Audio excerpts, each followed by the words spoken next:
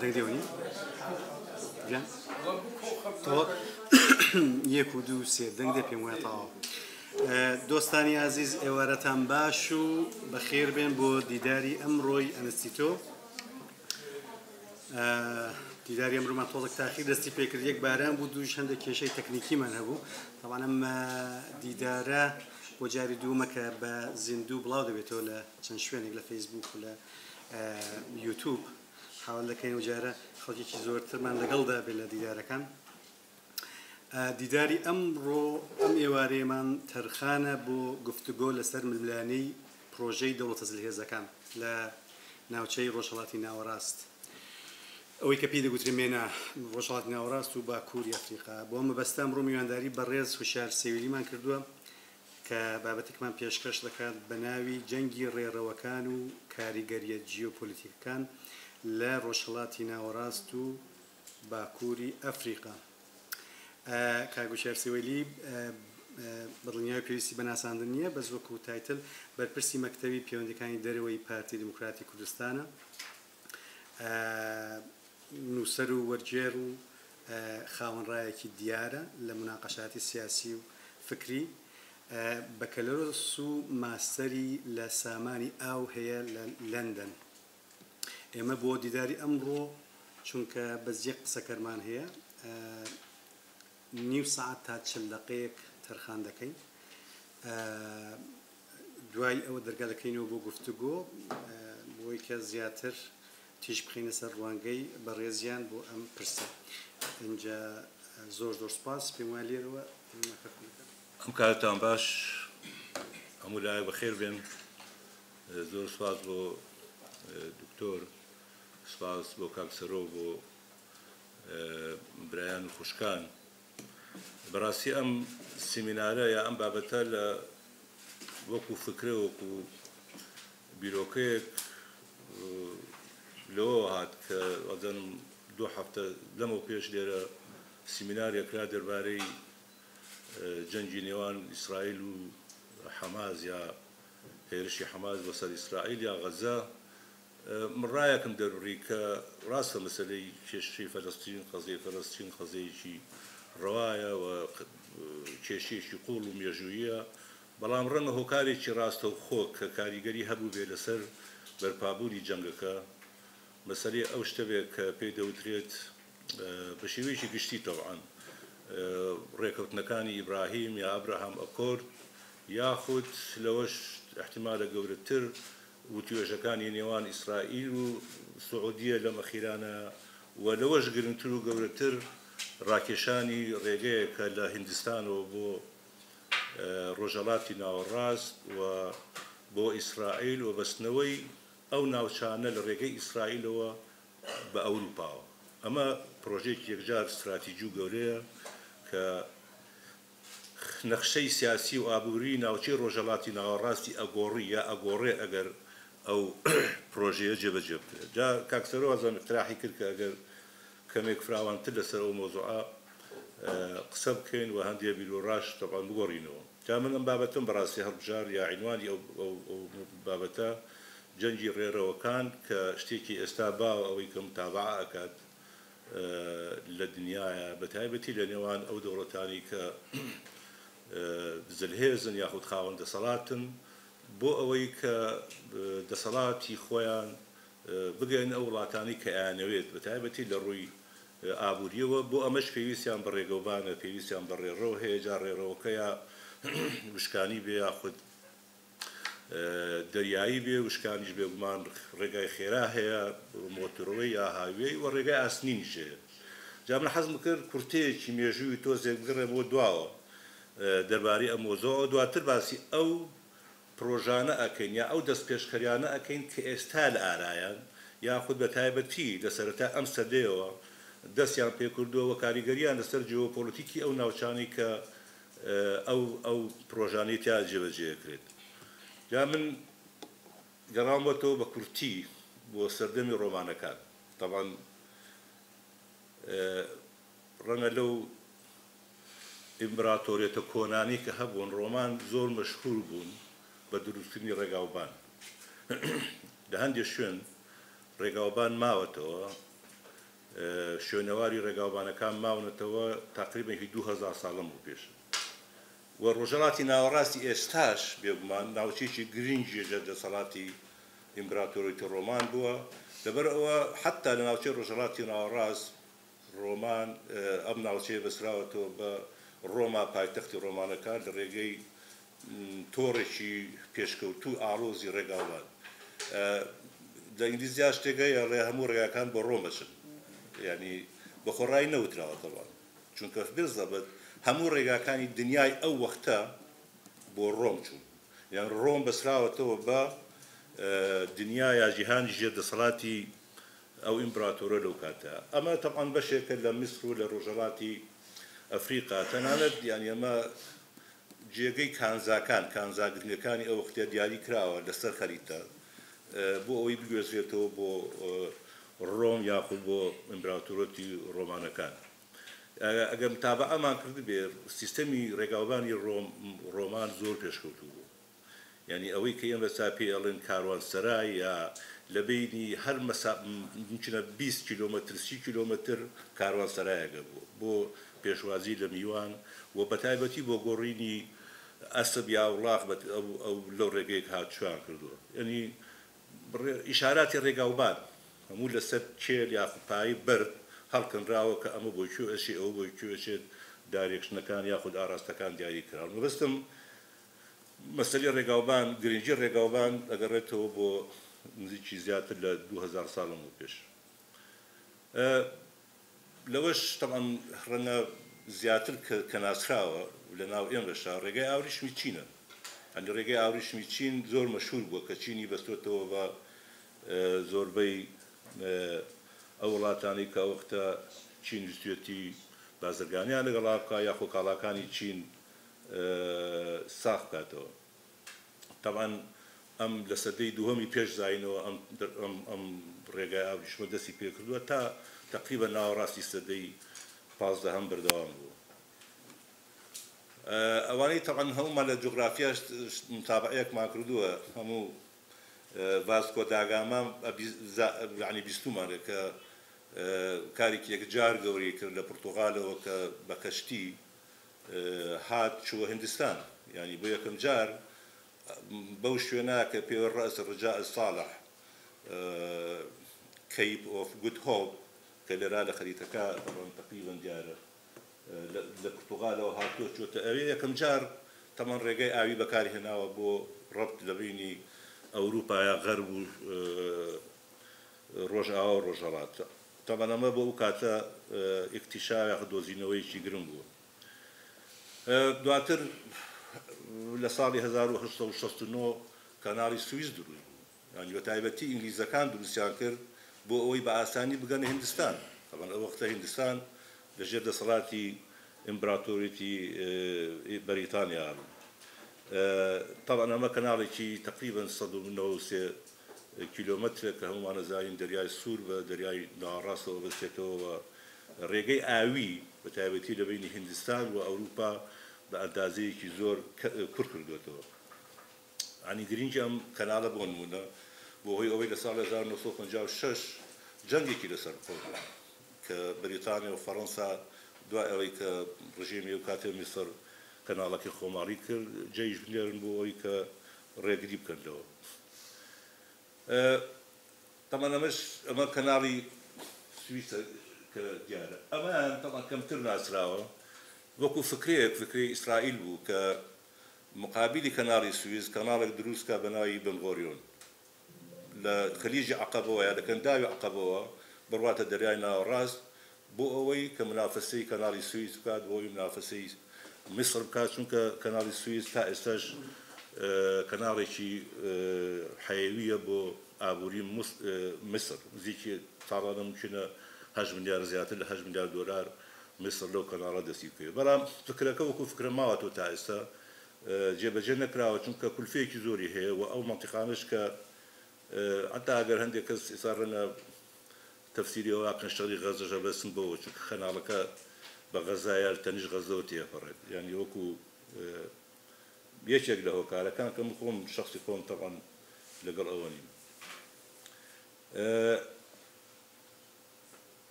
هەردیسانەوەی بەشێک لەو ڕێگە استراتیجانەی کە وەختی خۆی اختراع کراوە ڕێگە هێڵی ئاسنینی بەرلین بەغدا بوو، یعنی هێڵێکی ئاسنینی لە بەغداوە بچێتە بەرلین منافسێکی زۆری لەسەر دروست بوو، یعنی تقریبا کێشەیەکی سیاسی لە بینی ئەڵمانیا و بەریتانیا ئەو کاتەوە رووسیا و فەڕەنساش، چونکە ڕێگەیەکی استراتیژی و بەڵام تەمان ئەو ڕێکەوتنامەی لە ساڵی 1930 ئیمزاکرا، بەڵام وەکو ئەومان نەزانین جەنگی یەکەم جەنگی جیهانی بەسەراهات جێبەجێ نەکرا. دواتر وازانە ساڵی 1940 بەشێکە تقریبا هەموو ئەو ڕێگایە جێبەجێ کرا. بەسن چییە؟ ئەمە تەمانەمە وەکو باگراوندێکی مێژوویی دەربارەی گرنگی ڕێگاوبان یا گرنگی ڕێڕەوەکان لە سیاسەتی نێوان دەوڵەتان و لە پەرەپێدانی ئابووری. تەمان ڕۆژهەڵاتی ناوەڕاست بە تایبەتی منافسە و سراعێکی زۆر لەسەر ڕۆژهەڵاتی ناوەڕاستە بووە. پێشتر دواتر لە جەنگی سار و کۆمان نەزانین و تا ئێستش بەردەوامە. لە ساڵی 2004 جەریدەی حیاتی لەندەنی شتێکی کەشف کرد، دۆکومنتێک کە قەرار بوو بدرێتە گروپی G8 کە مانگی 6 قەرار بوو کۆبوونەوە بکەن. ئەم لە مانگی لە 19 شوبات ئەو دۆکومنتان کەشف کرد کە لە وەزارەتی دەرەوەیە ئەمریکا لە شوێنێک دەستیان کەوت بوو. باسی ڕۆژهەڵاتی ناوەڕاستی گەورەتر ئەکات. طبعا ئێمە هەمومان ئەو وەختە بیستوومان کە The Great Middle East Initiative. گرێتر بۆ گرێت نییە نایانویست کۆمەڵی وڵاتی تریش تێکەڵاوی ئەو مەشروع بکەن بە تایبەتی وەکو ئەفغانستان و پاکستان و هەندێک وڵات و بیکەنە The Greater یاخود ڕۆژهەڵاتی ناوەڕاست یا ناوینی گەورەتر. طبعا ئەوش مەشروع ئەسەری نەگر هەمومان نەزانین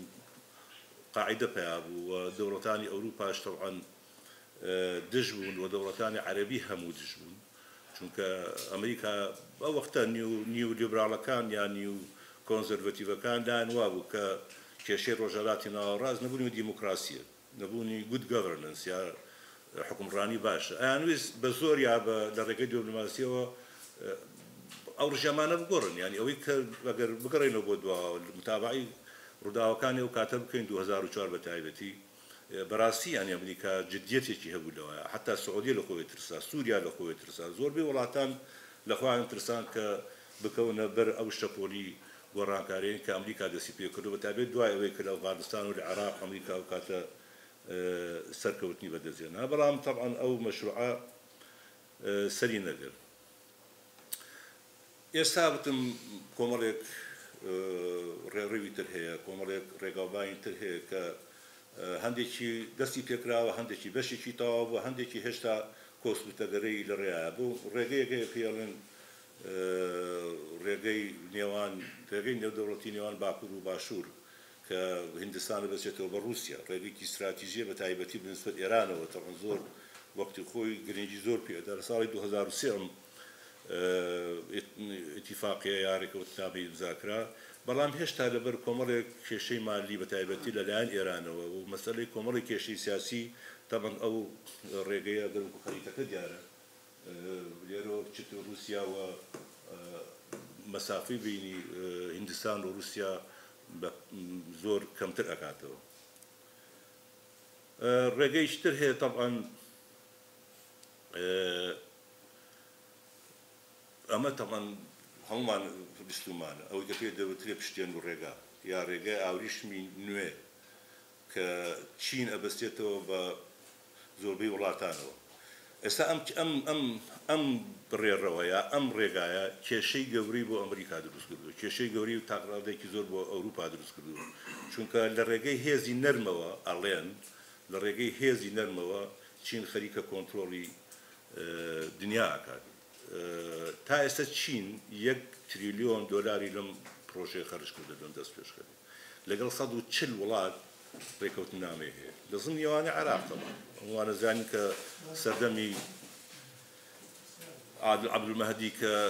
شاندێکی باڵا و گەوری عێراق چووە چین، مەبەستەکە ئەوە بوو ئێران بەشێکە لەم پرۆژەیە، بە ئێران بەشێکە لەم سعودیە تقریبا تێکەڵاوی ئەم پرۆژەیە بووە. لەبەرەوە ئێستا ئەمریکا بە تەهدیدێکی مباشری ئەزانێ بۆ سەر بەرژەوەندەکانی خۆی لە دنیا و بە تایبەتی لە ڕۆژهەڵاتی ناوەڕاست. من نەبێ ئاگاشم لەو خەریەوە ئەمریکا کەوتۆتە خۆی بۆ بەرەنگاربوونەوەی ئەم پرۆژەی چین. ئێستا دواتر باسی یەکەم لە هەندێک لەو محاوەلانی تقریبا چین لە ڕێگەی ئەم پرۆژەوە کۆنتڕۆلی ئەفریقای کردووە. ئەگەر متابعە بکەن بەشێکی زۆری وڵاتانی ئەفریقا پەیوەندیان لەگەڵ چین هەیە لە ڕێگەی ئەم پرۆژەیەوە. ئیسtisمارێکی زۆری چین بەشێکی زۆری وڵاتانی ئەفریقا کراوە. تازە لەم ئەخیرانە ئەمریکا پێیزانیوە کەوتۆتە خۆی ئەگەر متابعە ڕووداوەکان بکەن بەزەم ماوەی لەم و پێش سەرانی یەکێتی ئەفریقای داوت کرد بایدن بۆ کۆشی سپی بۆ ئەوەی کە لەو ڕێگەیەوە داخڵ بێ. اقتراحی کردووە یەکێتی ئەفریقا بێتە ئەندام لە G20 یعنی ئەوێت ئەفریقا و فعلا قەراریشی داوە کە بۆ بەرهێنانێکی زۆر لە ئەفریقا بکات بۆ ئەوەی کە بەرامبەر بە نفوسی چین لەو مەنتیقەیە بوەستێتەوە. مەشروعێکی تر کە هەر دیسانەوە لە خۆمانەوە نزیکە زۆر مەسەلەی ڕێگای گەشەپێدانی مەزنی ناوە کە پێ دەوێت طریقە تەنمیە. طبعا وەختی خۆی بە درای کەناڵ ڕۆ ناسراوە یا کەناڵی وشک بەڵام نەمەخیرا ناوەکان گۆڕی بە ئینگلیزیەکەی دەگرێت دیڤلۆپمنت ڕۆد بەستنەوەی فاو بە تورکیا. بەڵام بەستنەوەی فاو نییە، بەستنەوەی خەلیج بە تورکیا. طبعا هەموو بەحساب وەکو مەبنی پرۆژەکە دەوڵەتانی خەلیج هەموو موافق بوون بۆ ئەزانم کوێت تەحەفوزی هەبووە کە لەو ڕێگەی فاوە و بەناو عێراقا تقریبا بە 10 پارێزگای عێراقا ڕێگەکە تێپەڕێت بچێتە دی بچێتە تورکیا و لێەوە بە ئەوروپاوە ڕەبت بن ئایندە وەکو ڕێگەیەکی نزیک. طبعا ئەم مەشروعە بۆ ئێمە ینی لە بەرژەوەندی ئەمە نییە چونکە لە کوردستان ناڕوە لە هەرمی کوردستانەوە ناڕوە و بەنیازن بە دیلێک بۆ ئیبراهیم خەلیل دروستکەن یعنی ڕەبتی تورکیا بکەن لەگەڵ عێراق بەبێ ئەوەی بە هەرێمی کوردستان بڕوە. طبعا ئەم مەشروعە ئێستا باسیەکە زیاتر تورکیا زۆر متحمسە زۆر بە جدیەتی عێراق زۆر بە جدیەتی ئەگەر متابعەی هەواڵەکان بکەن بەردەوام کۆبوونەوە ئەکەن طبعا لەمەقام و ئێمە سەفەرێکی تورکیامان کرد ینی زۆر دیار بوو کە زۆر مهتەمن بەو مەشروعە. ئەردوغان کە نەهاتووە بۆ عێراقە بەتەمایە ڕاستە مەسەلەی نەوت هەیە مەسەلەی هەناردنەکردنی نەوت بەڵام ئەمەش بەشێکێتی چاوەڕێیەکە کۆمەڵی ئیتفاقات ڕێکەوتنامە لەگەڵ عێراق ئیمزا بکرێ ئامادە بکرێ کاتێک کە ئەو هات ئەو ڕێکەوتنامانە ئیمزا بکە. هەمووشی زۆربەی هەر زۆر پەیوەندی بە ئەم ڕێگەی گەشەپێدانی مەزنەوە هەیە کە تورکیا بەتەمایە سوودێکی زۆری تیجاری و ئابووری لێوەربگرێت. طبعا ڕێگەیشی تر هەیە کە دیسانەوە ڕەنگە بەقی ڕێگەکانی تر زۆر استراتیجی و گرنگ نەبێ بە ڕەبتی شەرمچەیە بە بەسڕەوە ئەنی ڕەبتی ئێرانە بە عێراقەوە لە ڕێگەی شەلەمچە بەسرە بەحساب پردێک دروست بکەن لەسەر شەڵت العەرەب پردەکە طبعا ئەوەی پێڵن بژوڵێ بەرز بێتەوە لە کاتی کەشتی و مەشتی کە هەیە بۆی ڕێگە نەگرێت. طبعا ئەمە ئێران زۆر مهتەمە ماوەی لەمەوە پێش وابزەم لە مانگی نۆ بەردیبناغی دانرا لەلایەن سەرۆکوەزیرانی عێراق بۆ جێگری سەرۆکۆماری ئێران کە هاتووبوونەوە چونکە بەلایەنەوە گرنگە و بە تایبەتیش طبعا لە مەرحەلەیەکەمە بۆ گواستنەوەی ئەوانن کە ئەچنە نەجەف و کەربەلا ئێرانیەکان کە دێن بۆ زیارەت زیاتر لەو ڕێگەیەوە بچن. طبعا دوور درێژەکەی نزیک 32 کیلۆمەترە ینی مەسافەکە دوور نییە بەس ئەمریکا طبعا دژی ئەم پرۆژێ و دواکەوتنی پرۆژەکەش چونکە پرۆژەکە کۆنە حتا ئەگەڕێتەوە بە ساڵی هەفتاکان تقریبا وەکو فکرە ئەمریکا تەگەری قسۆتە بەردەم پرۆژەکە بەڵام لەم بەخیرا وەکوتم وا دیارە دەسەڵاتی ئەمریکا وەکو پێویست نییە مەشروعەکان قسۆتە بواری جێبەجێکردنەوە. طبعا ئەمە گرنگە چونکە عێراق ڕاستەکە ئیمزای کردووە بەڵام وەکو ڕێگای ئاوریشم عێراق بەشێک نییە لە ڕێگای ئاوریشمی چین لەبەرەوە وا تەسەوورەکرێت لەم ڕێگەیەوە عێراقیش بێتە بەشێک لە ڕێگەی ئاوریشمی چین یا ڕێگەی بيلت آن رود ولا همان كانت إيران يشتكراوي أو ريجاي بين فاو تركيا بيت يعني أو لينكاليو أدرس بيت بروجي شتر هيك حرنا هم بيستبيت مان بتابتي دواي رودا وكاني نقلنا كرباخ كلبين أذربيجان وأرمينيا رويدا بيدو تري ريروي زنجزور أجر جنگ لو ناور روبدات جاري شتر طبعا دبيني أرمينيا أذربيجان جنگ رويدا لسر أم ممر يا ريروي زنجزور چونك أما شوني شيء حساس وحيوية أما شوني شيء استراتيجية ك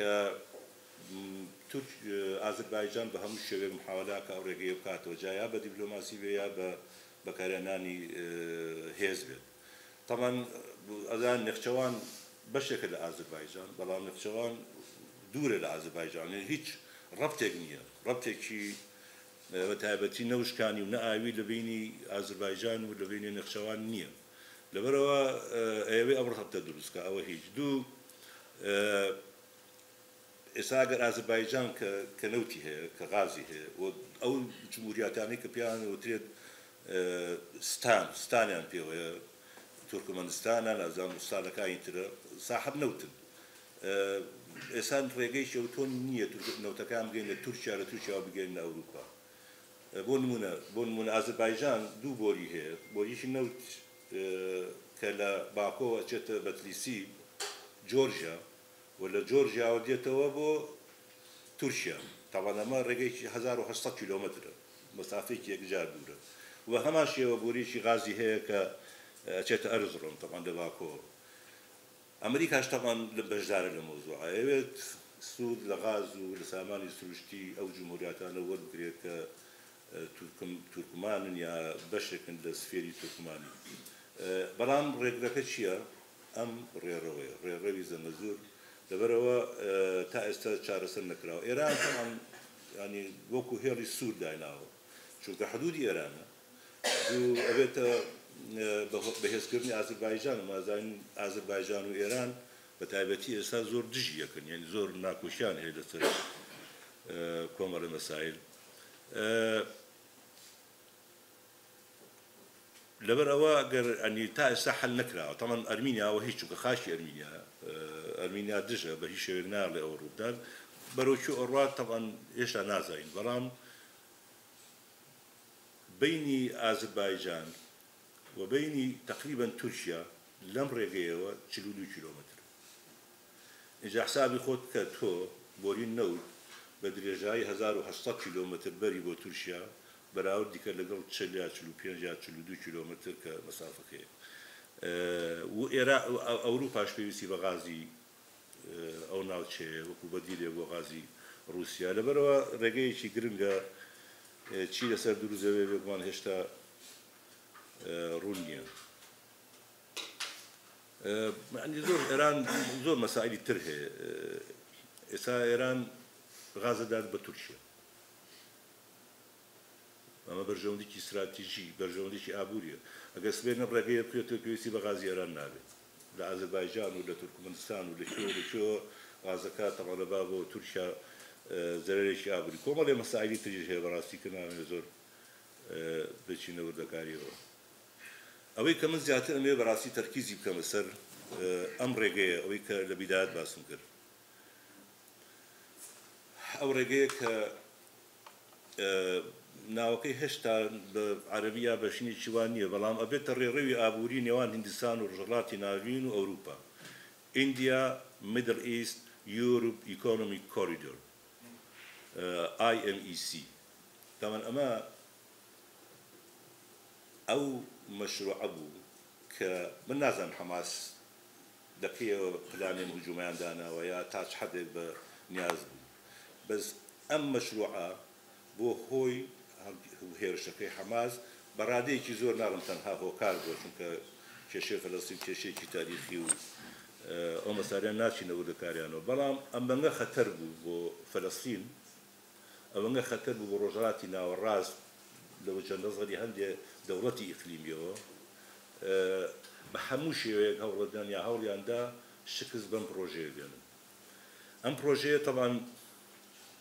وەکو لە خسەر خەریتەکەش دیارە لە هیندستانە دەست پێکات ئەم هێڵە ئەچێتە جەبەل عەلی دووبەی لە جەبەل عەلیەوە چێتە سعودیە لە سعودیە چێتە ئوردن ئیسرائیل من مینای حیفا ئیسرائیل ئێستا مینای حیفا گەورەترین مینای شەرقی وسەطات دوای ئەوە کە شەریکێکی هندی تەقریبەن کڕی ئیشی زۆر گەوری تیا کردووە ئەتوانێت هەموو ئەو کارگۆ و هەموو ئەو شتانی کە لە وڵاتانەوە ئەچێ ئەو مینای حیفا بیگرێتە خۆی و لێەوە ڕەوانەی ئەوروپایکە ئەوروپاش ئەچێتە دوو شوێن ئەچێتە یونان ئەچێتە ئیتالیا بەڵام مشکلەکەی ئیتالیا خۆی بەشێکە لە ڕێگەی ئاوریشمی چین ئەوەش یەکێکە لە کێشەکان تاریکن ئەو مشکلە ئەوەش حەلەکەن تەمان ئەمە استراتیژیە زۆر 11 مینا بەکارهێنێت دوو مینای لە هیندستانە وازانستیانیان لە دووبەیە لە ئیماراتە با بڵێین دوانیان لە سعودیەیە و حیفایە و دوانیشان لە ئەوروپا ژمارەیەک مینا بەکارهێنرێ بۆ و لە کات لە وشکانی شەوە تەمام ڕێگەی ئاسنینی پێشکەوتوو ئەو مینایانە ئەو شوێنانە بە یەکەوە بەستێتەوە تەمەن دوای ئەوەی کە لە نۆی مانگی نۆ لە نیودەلهی کۆبوونەوەی G20 بوو ئەگەر متابعەمان کردبێت ئەمە لەوێ ئیمزاکرا لە نۆی سەپتەمبەر یاداشتی یەکتێگەیشتن بۆ ئەنجامدانی ئەم پرۆژەیە هێشتا لە سەرەتایە تەواو هێشتا تەفاسیل وردەکاری هێزگار زۆری ماوە کە باسکردن بەڵام تەمام فیان نەکەوتن یعنی نزیکی 28 ڕۆژی پێشوو دوای ئیمزاکردنی جەنگی حەماس یا ئیسرائیل دروست بوو تەمەن ئەمە هیندستان لەگەڵ ئەوروپا دەڕی تیجاری نزیک کاتەوە خاڵی تر ئەمریکا غەر بە دوای منافیسێک بۆ چین نەگەڕێن هیندستان ئەو منافیسەیە هند ئەو منافیسەیە لە ڕووی سیاسی لە ڕووی ئابووری لە ڕووی ژمارەی دانیشتوان کێشەیەکی مێژوویی بینی هیندستان و چین هەیە لەسەر حدود و لەسەر هەندێک خاک و هەر ناڕێکیش بوون چین و هیندستان یعنی شتێکی تازە نییە ئێستا ئەوێت چین ئەمریکا ئەوروپایانەوەی هیندستان بێن لە ڕۆژهەڵاتی ناوەڕاست وەکو ئەڵتەرنەتیڤێک یا منافیسێک بەدانیکەمەوە بۆ ڕێگەی ئاوریشمی چین کە ڕاستمان کردەوە پێش خاڵی تر بەهۆی ئەم ڕێگەیەوە عەرەب لەگەڵ ئیسرائیل ئاش دەبێتەوە یا بەشێکی زۆر لە عەرەب لەگەڵ ئیسرائیل ئاش دەبێتەوە بۆ نمونە سعودیەیەکێکە لەوانە زۆر هەندێک لە وڵاتان لە ساڵی 2020 بوو بەحرین و ئەوانە تەقەن ئیمارات وەکو بەشێک لە ئەبراهەم ئەکۆرد ئیمزان کرد ڕێکەوتنامەی ئاشتیان کرد بەڵام سعودیە مابوو سعودیە لە ڕێگەی ئەم ڕێڕەوە تێکەڵاوی ئیسرائیل دەبێت طبعا محەممەد بن سەلمان ئەگەر یەک مقابلەی کردو بە ئینگلیزی تا ئێستا زۆر مەشهورە ئەوش لەسەر فۆکس نیوز بوو ئەگەر متابعەتان کردوێ مقابلەکەی قسەکانی لە فۆکس نیوز ینی زۆر شتی بە ئاشکرا و بە سەراحەت باس کرد ئەسڵان باسی قەزەی فەڵەستینی هەر نەکرد قەزەی فەڵەستین وەکو دوو دەوڵەت لە ئەم توێژانی ئەبراهام ئەکۆرد کە دەستی پێ کردووە تا ئەمەی کە جەنگی حەماس ئیسرائیل باسی دوو دەوڵەتی فەلەستینی لە ئارایان نەبوو بە هیچ شێوەیە لەبەرەوە ئەم ڕێکەوتنانەش ئەکرا بە شێوەیە کە حەلی چارەسەرێک بۆ قەزەی فەلەستین دۆزنەوە بەڵام نەگرت دوو دەوڵەت طبعا ئێستا مەسەلەی دوو دەوڵەت هاتۆ پێشەوە و بلینکن زۆر دیفاعی لێەکە سعودیە داوایکی کردووە طبعا ئەمە خەتەرە بۆ لە هەندێک وجهە نەزەرەوە ئیتفاقێک ڕێکەوتنامەیەکی بەرگری هاوەش لەگەڵ ئەمریکا بە هەمان شێوەی کۆریا و ژاپۆن سعودیە بێتە ئەندامی ناتۆ هەموو امتیازاتی ئەندامێکی ناتۆی هەبێت بەڵام ئەندامی ناتۆ نەبێت طبعا ئەمە قەرار بوو تقریبا 2 ڕۆژ 3 ڕۆژ دوای ئەو موعدەی کە ئەو شەڕی تیا دروست بۆ 7 ئۆکتۆبەر ئەو اتفاق لەگەڵ ئەمریکا هیزار کرد تەنها هەموو شتێک تەواو بوو بەڵام ئەم شەڕی بەسەراحەت هەموو شتێک وەستا ئەیانەوێ وەبەرهێنانێکی گەورە لەو ناوچەیە بکەن لەو ناوچەی کە ڕێڕەوەکەی پێڕات بە حسابی خۆیان کە وەبەرهێنانێک کرد گەشانەوە و بژانەوەی ئابرووی دروست بوو تند و تیژی و ئەکستریمیزم کەمە بێتەوە ینی خەڵک کە ڕەفاهێتی هەبوو ئیشی هەبوو حاڵی وەزع و گزرانی باش بوو بەمەش ینی هەندێک لەو تند و تیژەی کە لە ناوچەکە هەیە ئەوانی کە فکرەکان دانا بۆ شێوەی بیرەکەن ئەوەی کە زیان دەکات لەم پرۆژەیە ئێران بە پلەی یەکەم چونکە نزیکبوونەوەی سعودیە لە ئەمریکا و ئیمزاکردنی ڕێکەوتنامەی بەرگری هاوبەش طبعاً ئەمە خەتەرێکی استراتیژیە بەڕاستی وترە مصر زەرەکات چونکە قەناتی سوێز یا کەناڵی سوێز ئەو ئەهمیەتی نامێنێت چونکە تیجارەتەکە زۆربەی لەم ڕێگەیەوە ڕات تورکیا زەرەکات چونکە ڕێگەی گەشەپێدانی مەزن کە باسم کرد لە فاو ئەڕواتە تورکیا تقریبا ئەمە ئەهمیەتی چونکە دەوڵەتانی خەلیج ئامادە نین لە ڕێگەی عێراقەوە بازرگانی بکەن ئەگەر بەدیلێکی ئاوا هەبێت بەدیلێکی وا سەلامەت و بێقڕا هەبێت ئامادە نین لە ڕێگەی عێراقەوە ئەو تیجارەت و ئەو بازرگانی بکەن بەڵام وەکو باسم کرد احتیمالە بتوانن تعویز یا قەرەبووی تورکیا بکەنەوە لە ڕێگەی ڕێڕەوی زەنگەزور یعنی تورکیا لێوەوە چرای سەوز بۆ تورکیا هەڵکەن کە ئەو ڕێڕەوە بکرێتەوە بە هەر شێوەیەک بێت تورکیا لێوە ئیستفادە بکات بەو شێوەیە تقریبا تورکیا دەر بەڵام ئێران زەرمەندی یەکەمە بێت چونکە یەکێ لە کێشەکانی ناوچەی ڕۆژهەڵاتی ناوەڕاست بشکیدای تەنگەی پێڵەوتە تەنگەی هورموس نەوتی کوێت هەمووی سعودیە تا ڕادەیەکی زۆر هەمووی لە تەنگەی هورموز ڕۆ ئەمە ئەبێتە بەدیلێ ئەگەر پێویستی کرد دەتوان بە بۆری لە کوێتەوە لە سعودیەوە نەوتەکە بەرنە حەیفا ینی ئەو کۆنترۆڵی ئێران لەسەر تەنگەی هورموز هەیەی بە تایبەتی بۆ هەناردەکردنی نەوت تامان کەمتر ئەبێتەوە لەبەرەوە ئەوەی کە ڕوویدا تا ڕادێک یعنی ئینسان ئەبێ لەو چوارچێوایە لێشی باتەوە بیخوێنێتەوە طبعا ئەوانم تەقریبا باس کردوە بزانم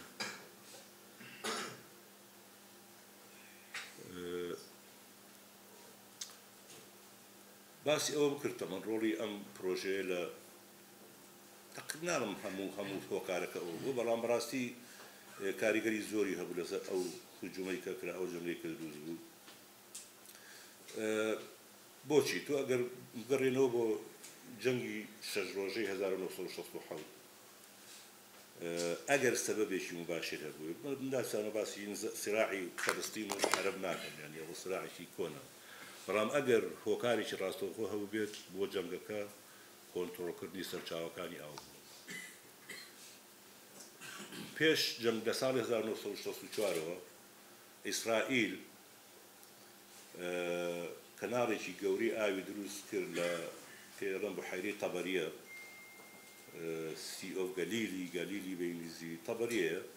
کەناڵێک بە ناوەڕاستی ئیسرائیل بۆ جنوبی ئیسرائیل تەمان ئەمە خەتەر بوو بۆ تایبەتیش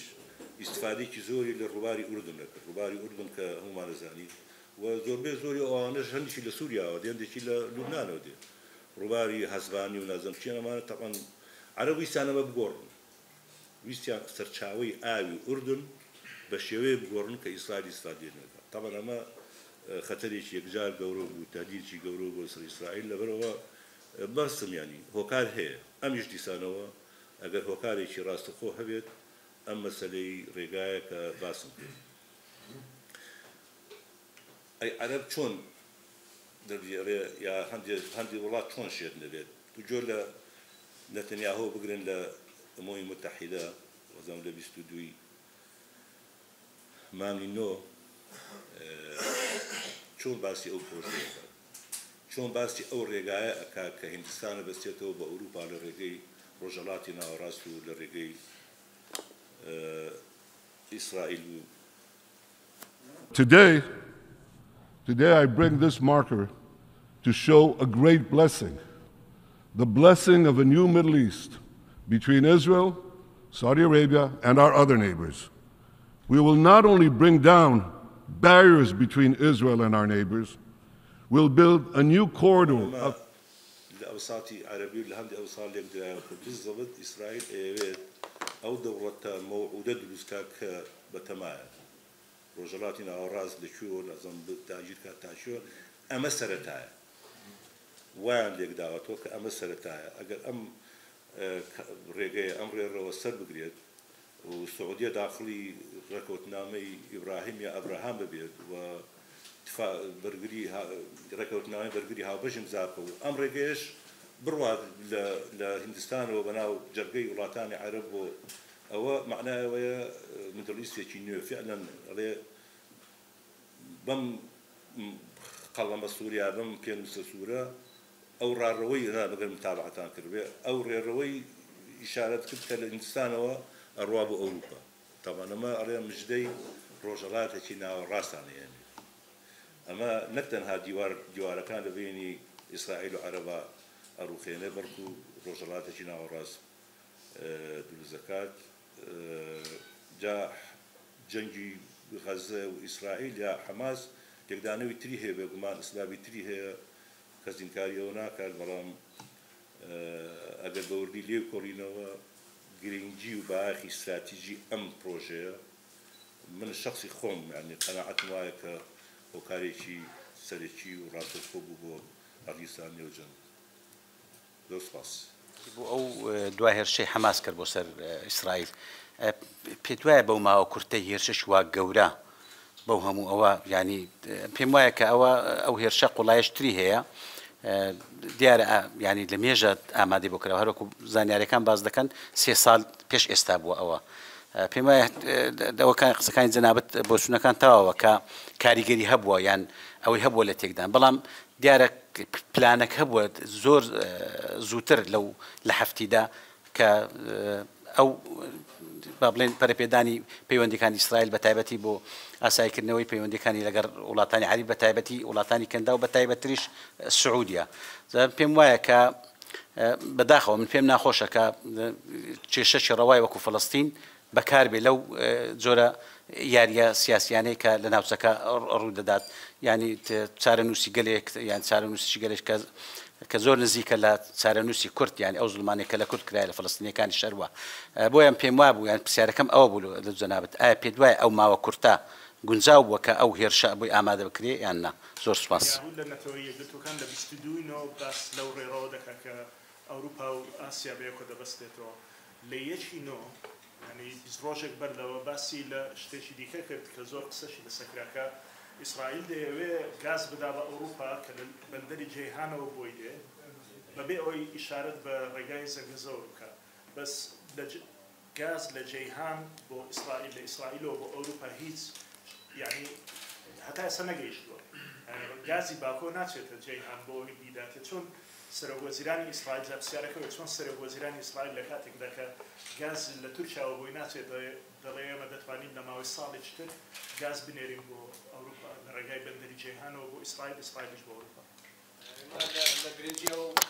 ئەومان تێدەگەین زۆریش باسی دەکرێت بە بۆچوونی جەنابەت ئەو شەڕی ئێستا وێرانکاری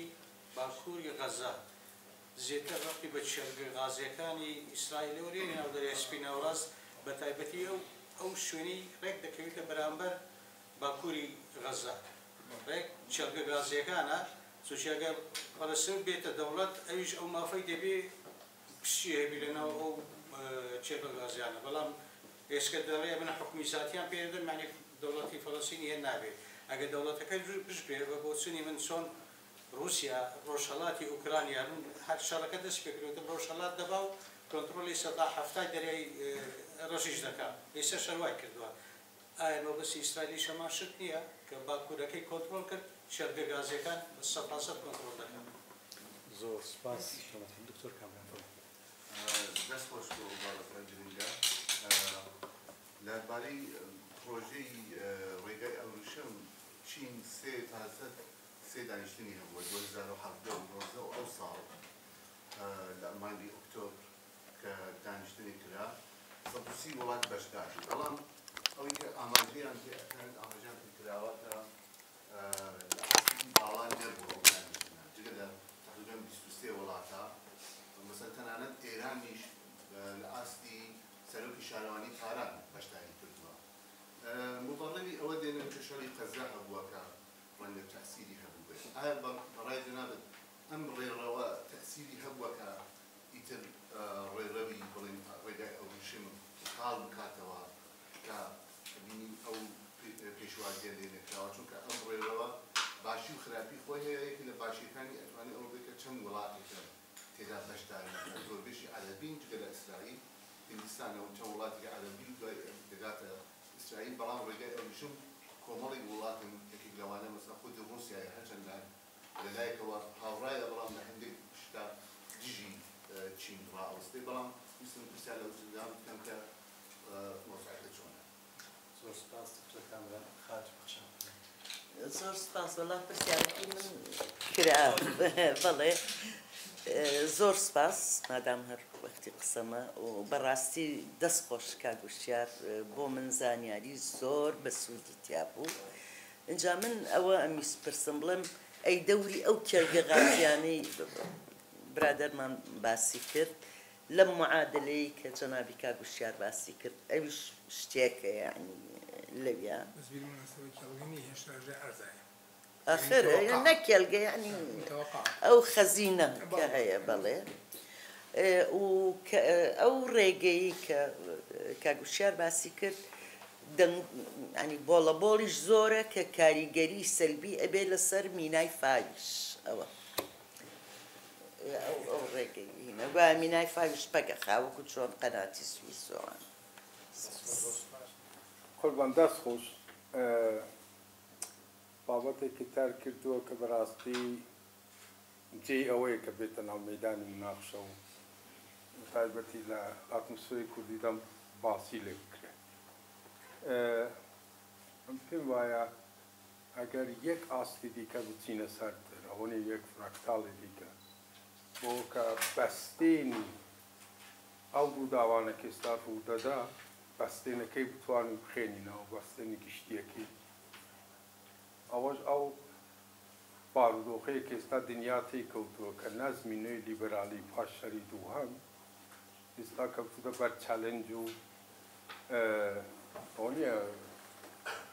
جەماعەتێکی زۆر قبولی ناکەن یان ڕاییان هەیە یان دەیانەوێت بیگۆڕن و دەستکاری بکەن. تقریبا دەتوان بڵێ ئەوە بیناغی ئەساسی ئەو هەموو گرفتانەی کە ئێستا لە دنیادا هەیە. لەوێدا دوو فاکتۆر هەیە کە کێ دەتوانێت قسەی خۆی سەر بخات لە ئاستی نێونەتەوەییدا. یەک ئەوەیە کە لە ڕووی فینانسی بینالملەلیرا بتوانێت کێ دەستی زیاتر لە دەروە فاینانسی دنیای کۆنتڕۆڵ دەکات پارەکەی توانای ئەوەی هەیە کە پارەکەی پارەی تیجارەتی نێودەوڵەتی. دوو کێ توانای دێمۆگرافی هەیە بۆ وەکە بتوانێت بۆ 20 ساڵ بۆ 30 ساڵی دیکە لە ڕێکبەرایەتی نێودەوڵەتیدا ئەسپی خۆی بۆ بدات. گرفتێکی ستراکچرال و ساختاری و پێکهاتەیی چین لەو ڕێکبەرایەتی کە لەگەڵ ئەمریکا هەیەتی گرفتی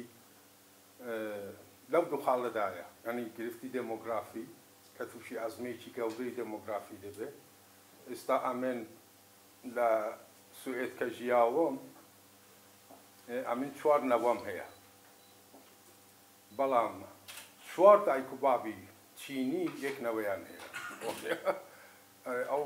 پاشان پڕکردنەوەی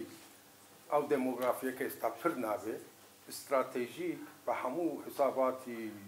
دموگرافیەوانە لاوازیەکی یەکجار زۆر گەورەی چینە. ئەو دوو خاڵە مهمە بۆ کە چێ لە ڕێکبەرایەتیدا دەستی باڵای دەبێت یان یەک لە ڕووی فینانس ئێستا مەسەڵەن دۆلاری ئەمریکایی چاو لە هەر دراوێکی دنیا بکەین بەرامبەر بە دۆلاری ئەمریکایی دەکەوێت وانێ عێراق نییە دینارەکەی ئێرانە حتا ژاپۆنە حتا سوئیسە چینە هەموویان هیند هەموو پارەکانیان دەکەوێت دراوی سەردەست لە دنیادا دراوی ئەمریکای. ئێستا ئەو نەزمەکە کەوتوتە ژێر پرسیار رووسیا چین دەیانەوێت دەستکاری بکەن. دەستکاریەکان ئەمریکا و ئەو پرۆژەی ئاخرەش کە جەنابەت باسی کرد پێیان خۆشە دەستکاریەکان لە مارجیندا بێت لە مارجینی ئەو سیستمی لە کەنارەکاندا بێت. هەر وەختێک ئەوان توانیان ئەو گۆڕانکاریانە کە لە مارجیندا دەکەن بهێنن ئەو ناوەندی سیاسەتی نێودەوڵەتی دیارە لە شەری خۆیاندا سەر دەکەون نزیکتر دەبن. ئەمریکا و ئەو پرۆژەیە و ئوروپا پیا خوشە ئەو شەر و کێشانەکە پێیان دەفرۆشرێت لە مارجیندا ڕابگرن لێردا بەنسبەتی کوردی یەک خاڵ زۆر مهمە باشە ئەو هەموو شتە ژیۆپۆلیتیکانەوە چی نەتیجەیەکی وەرگرین بۆ کورد وانە بەشێک لەو پرۆژانەکە جناب بفەرمووت ئەوەی فاو و ئەو نیە ئەرمەنستان و بەشێکیان سفەتی هەرێ گەورەیان ئەوەیە کە دیانەوێت ستاتوس کۆی خۆیان ئەوەی کە هەیە بیپارێزن وانە وڵاتەکانی ناوچە ئەوە دەبێتە پێوەرێک بۆ ئێمەی کورد و ئەڵتێرناتیوی دیکە کە فەرمووت ئەوان ستاتوس کۆیەکە ناپارێزن وانە دیانەی بیگۆڕن لە مارجیندا گۆڕان پێک بێنن ئەو جایستا ئەو شەرانە لە ئوکراینایە ئەو نییە لە غەزەیە ڕەنگە وردە شەری دیکەش بێت جا بۆیە پێم وایە بۆ مەسلەی کوردی زۆر دەرسێکێ دەتوانین لەو ڕووداوانە وەرگرین لەو ئاڵگۆڕە گەورە نێونەتەوەیانە ئەوەیە کە ئێمە دەبێت لەگەڵ ئالتێرناتیڤێک بڕۆین وەکو ئەولەویەت لەگەڵ هەموو ئالتێرناتیڤەکان ئەمە دەبێت ئەوەنێ سەلاوەڵێکیان لەگەڵ بکەین وەکو کورد بەڵام لە ئۆلەویەتدا دەبێت ئەو ئالتێرناتیڤە دابنین کە لایەنگری گۆڕانکاری ستاتوس کۆیە کە لەو گۆڕانکاریەدا بەش کە کوردش بتوانێت بەشدار بە شانسی بەشداری هەبێت بە زیاتری نەڵم gelek spas. Zor spas kardeşim.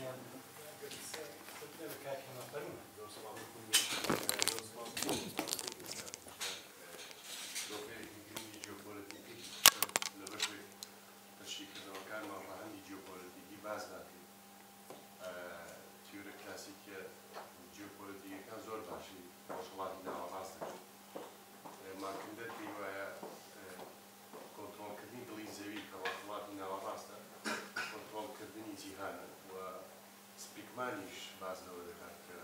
کۆنتڕۆڵکردنی ئۆراسیا واتە کۆنتڕۆڵکردنی دڵی جیهان و کۆنتڕۆڵکردنی دڵی جیهانیش واتە هەموو جیهان کەواتە ڕۆژهەڵاتی ناوەڕاست ئێستا لە سێ شوێن بەتایبەتی لە ئۆراسیا و لە دەریای سپی ناوەڕاست و لە دەریای سوور سڕبوونەوەی ململانەی هەیە پێمان دەڵێن کە ئەوانە ئەو شوێنانی لە ڕۆژهەڵاتی ناوەڕاستدان ناوچەی گەرمی ململانی ئەو ڕێڕەوە بازرگانی و سیاسیانن پرسیارەکەی من ئەوەیە ئەم ڕێڕەوانە ئەم ململانیانە دەبنە دەرفەت بۆ ئەوەی ڕۆژهەڵاتی ناوەڕاست ئاشتی دەرفەتی ئاشتی بەرقەرار دەکەن یان هەڕەشەی زیاتر لە میلەتان و دەوڵەتانی ناوچەی ڕۆژهەڵاتی ناوەڕاست پرسیاری دومیشم ئەوەیە ئایا هیچ هەلومەرجێک و زەمینەیەک هەیە بۆ ئەوەی لە ڕۆژهەڵاتی ناوەڕاست ململانێ ئاینی و مەزهەبیە کلاسیکیەکان تێپەڕێنرێن و ئەو دەوڵەتانە بتوانن بە جۆرێک لە جۆرەکان هەماهەنگی و کۆنفیدراڵێکی هەرێمی نێو خۆیاندا دروستکەن بۆ ئەوەی بتوانن خۆیان لەو ململانێ نێو دەوڵەتی بپارێزن زۆر سپاس. زۆر سپاس کاکێوان.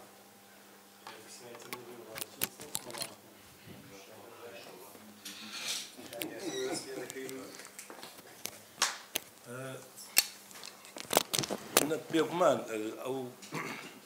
هێرشە بەو ئاستە و بەو ئاڵۆزیە بە ماوەیەکی کورد ناکرێت وەختی ئەگەر دوای هێرشەکەی حەماس ڕەنگە هەمان ڕۆژێ دوایەوە ئەوەی کە بەینگلیزی پێڵم ماستەر مایندی ئۆپەرێشنەکە کە فەرماندەی ئەوەی ئەقسایە محەممەد الضەیف محەممەد الضەیف کە هەموو عەمەلیەکە ئەو دیارڕشتوتەوەن قسە ئەکات تەمە ڕسم پیشان نایە خۆی ئەڵێ ئەم عەمەلیە لەو لەحزەیەوە دەستی پێ کرد لە ساڵی 2021 کە ئیسرائیل هجومی کردە سەر ئەقسا ئەو سوکایەتەی کە بە ئەقسای کرد و بۆ هۆی ناڕەزایەکی زۆر لە ناو عالەمی ئیسلامیە ئەڵێ ئەمەش لەوە لەدایک بۆش ناویشمان ناوە تۆفانە الئەقسا ئەمە تا حەدێک ڕاستە بەڵام بەڕێین بۆ پێشەوە ژەگەڕێتەوە بۆ سەرەتای ئیتفاقیەی ئەبراهام ئەگەڕێتەوە کاتێک کە لەسەر دەمی ترامپ کوشتنەی زاوای کە سەرپەرشتی هەموو ئیشەکەیە کرد گەشتە ئەوەی کە فعلەن کەس تەسەوری نەیەکرد یانی بەڕاستی ئەو کاتانە زۆر زەحمەت بوو بڕواقەی ئیمارات یا بەحرین ڕێکەوتنامەی ئاشتی لەگەڵ ئیسرائیل ئیمزا کرد کاتێک کە زانیان ئەم هەوڵا فعلا هەوڵێکە کە سەر ئەگرێت و ئەگەر بڕوات بەو شێوەیە بڕوا قەزەی فەڵەستین احتیمالە لەناوە هۆڵانەیە کاڵ بێتەوە یا ئەو احتیمال باەکەی نەبێنێ تەبەن ئەم ئەمەلیان دەست پێ کرد ینی ڕاستە بەلایانی کەم بۆ 3 ساڵ پێش ئەوە ئامادەکاریان کردو بۆ ئەو ئیش مەسەلەی غاز ئەوەی کە پەیوەندی بە باکۆ بە ئازربایجانەوەیە ئازربایجان ڕەنگە مبالەغە بێ بڵێم بەس قاعیدەیەکی ئیسرائیلە ئازربایجان قاعیدەیەکی ئیسرائیلە یعنی یەکێک لەو هۆکارانەی کە ئێران زۆر ئێستا دژی ئازربایجان دووسێ هۆکارە یەکیانەوەیە مەسەلەی ئازەری و قەومیەکەیە خۆشی ئەو مشکلەیە هەیە دوو ئەوەیە کە ئیسرائیل دەسەڵات و نفوذێکی زۆری لە ئازربایجان هەیە زۆر ئەنی زۆر با بڵێن زۆر ڕێکن تەبەن ئێستا غازی ئازربایجان ئەچێ بۆ تورکیا بۆریەک هەیە باکۆ بەتلیسی ئەرزڕۆم نەو دەچێ بۆ تورکیا بەڵام بۆ کوتم بەڕێگەیەکی دەرچێڵێ ئاوا دەست بۆ یونیبەری 1800 کیلۆمەترە ینی لە دوو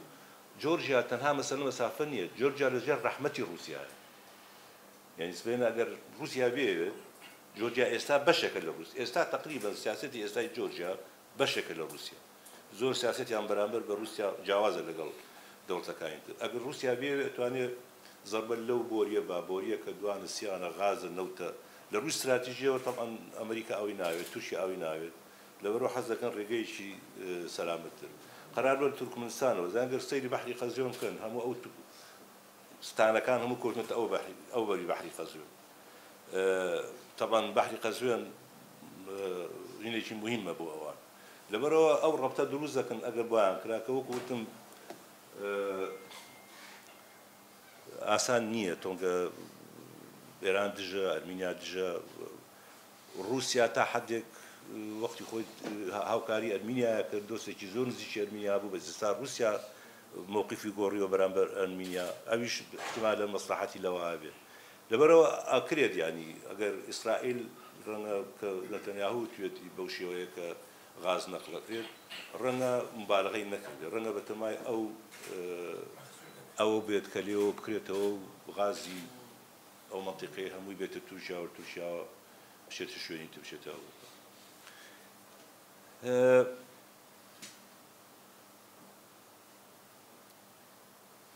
بەس بەڕاستی مەسەلەی غازی غەزە احتیمالە ئەو لەو مەنتیقەیە هەبێ بەڵام هێرشەکە ئیسرائیل دەستی پێ نەکردووە تا بڵێ بۆ کۆنتڕۆڵی غازی ئەو غازیە هێرشەکە حەماس دەستی پێ کردووە ئەگەر ئیسرائیل هێرشەکەی دەست پێ کردایە احتیمال بوو ئەو لێکدانەوەیە بەس هێرشەکە حەماس دەستی پێ کردووە ئیسرائیل وەکو ئەوڵە غافڵگیر کراوە تا چ حەدێ وایە ئەمەژی سانۆ قابلی مناقەشەیە بەڕاستی ئەم مۆساد و CIA و نازانم چی هەمووی ئەمانە پێیان دەزان نازانین ئەمە با بە دوای نەزەرەی تەئاموران نەگەڕێنەمە بەڵام لەبەرەوەی هێرشەکە حەماس دەستی پێ کردووە ئەو مەوزوعات من بە دوورە بینم من زیاتر چونکە لەم مفاوەزاتی بینی ئەو دەوڵەتان و ئەمریکا و ئەوروپا یعنی من هەندێشتم باس نەکرد کە سەرڕێی وزەرای هیندستان چۆن باسی ئەو پرۆژەیەکە بایدن چۆن باسی ئەو پرۆژەیەکە بایدن ئەڵێ بە ئینگلیزی this is a big deal یان ڕێکەوتنێکی یەکجار گەورەیە کە بە هەمان شێوە سەرئانی تچ کە لێوێ بوون لەبەرەوە من تەسەوری من یعنی قەناعەتی من ئەو ئەبراهام بەکۆر اتفاقی بینی کە قەرار بوو بکرێت سعودیە و ئەمریکا بەرگری هاوبەش و ئەم مەوزوعەش ئەم کەناڵی ئەم ڕێڕەوەش تەوعاً ئەوانە ڕەنگە هۆکاری سەرەکی بوون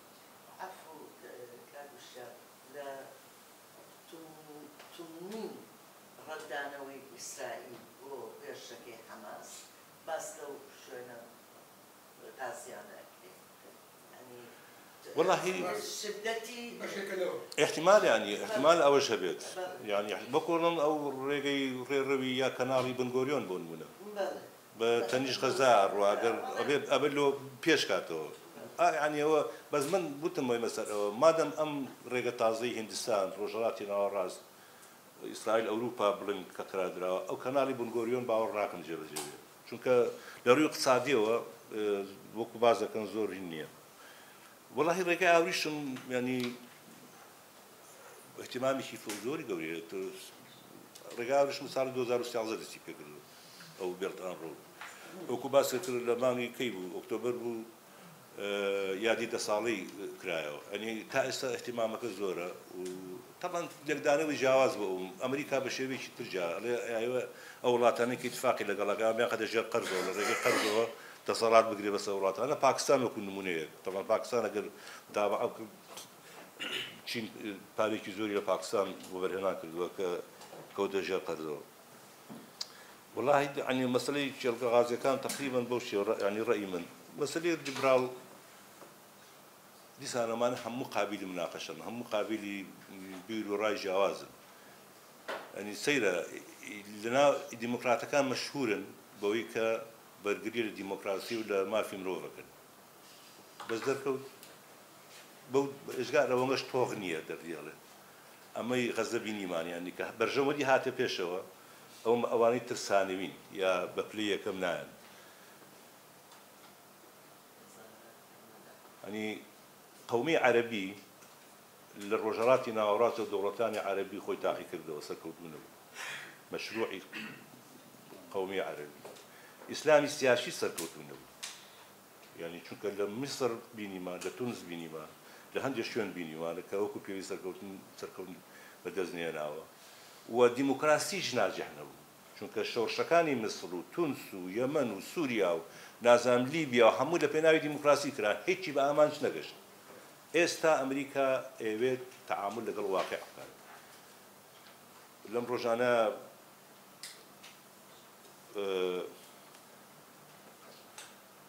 جەیک سولۆڤان کە ڕاوێژکاری نەتەوە کتێبێکی دەرکردووە من هەموو نەکەمەوە کتێبێکی زۆر 160 راپۆڕەیە The source of American power شتێکی وایە يعني هەندێکی لەسەر تاقیمەت زۆر باسی ئەوە ینی باسی یەکێک لە خەڵاتە هەرە گەورەکانی ڕێ ترەمپ نەهێشتنی ئەو هاوپەیمانێتی و تەحالوفاتانە بوو کە هەمان بوو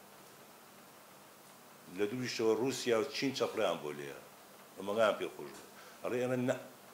ئەڵێ قووەتی ئەمریکای بەشێک لە قووەتی ئەمریکا ئەو هاوپەیمانێتەیە کە هەمانە لەگەڵ دۆستەکانمانە لەگەڵ ڕۆژهەڵاتی ناوەڕە لەبەر ئێستا گوێنایەتێ سعودیە مافی مرۆڤ پێشێ دەکات نە مهم بۆی مەسلحەتی پارێزی بۆیش ئامادە بوو ئەو ڕێکەوتنانە بکات چونکە هەموو وەکو باسم کرد ئەو مەشروعانی کە لەوە پێشە بووە وەکو پێویست سەرکەوتنیان بەدەستنێناوە لەبەرەوە مەجبور ینی تعامل لەگەڵ ئەو واقع ئەو کاکە هەیە مەسەلەی طبعا دیمۆگرافی مهمە ینی بەڕاستی يعني شتێک هەیە کە ئەپێڵێن ئەمنیەتی دیمۆگرافی ینی ئەویش ئەمنیەتی دیمۆگرافی لە ئەوروپا بەقەیش هەندێک شوێنی تر گرنگە ئێستا هەندێک وڵات هەیە لە ڕووی دیمۆگرافی و ئەڵێن خەتەرمان لەسەرە ینی لە نەتیجەی کۆچ لە نەتیجەی هەندێک مەسایل هەیە زۆر حسابی بۆ کرد بێکێک لەو خاڵانی کە من تەسەوڕ ئەمریکا بڵێن ئێستا یارمەتی هیندستان بات لە ڕووی دیمۆگرافیەوە باڵا دەسترە لە چی يعني بعض دستي جبه استجماري هندستان زيادة للشين جماري دانشمان هندستان للشين زيادة وزيادة جبه طبعا أما فعلا نقطة شيء قوة ولو الشين أساس سياسي هو يقروا هم عائلة يدوم علينا بين وكو بيشونا معه سياسة يقولون علينا معه والله طبعا موضوعات عشتي دروزكا أمانية أجاو دروزكا أواني كل بشت أم بروجيون كيف ببي مش وكو باسم كر كمادام بجانو أبورو دروزبه مادام بارا كويتنا مادام خلق إشي أبي هذه كار دروزبه معناه هو بيتا هوكاري استقراري سياسي وأبوري وزياتر أشتي لمنطقة أوفق يعني حتى أجر فكرك أجنبي أو مبررك إيش اللي مبررك إيش اللي باسا وكان وأشياء طبعا من ملاني عيني تبرني يعني وكو باسم كر قطعك كم تر يعني بلاي عندي مسائل شيء زيادة خريجي جاني خوي بيت فكرك أويا يا باساوك أويا تاش حديك وين هذا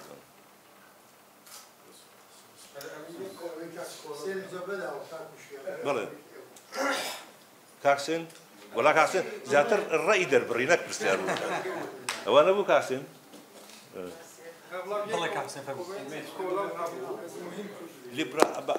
مسألة الليبراليزم باسكر براسي الليبراليزم فعلا الليبراليزم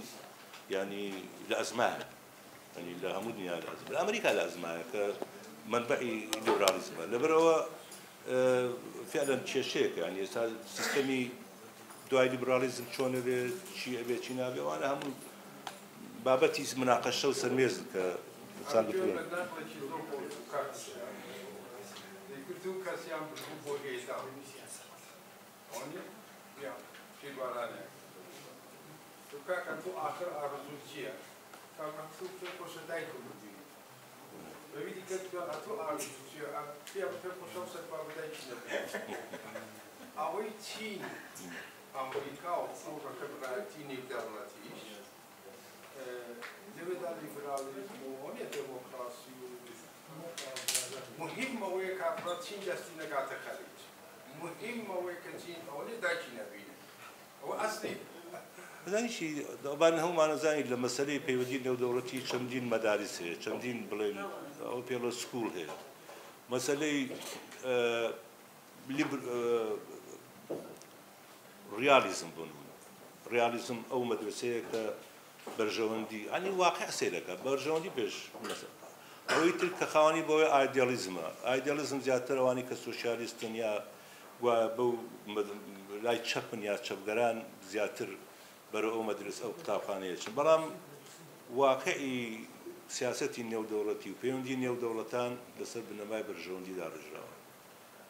دار النقطة سري دار هيك تشترني سو سباس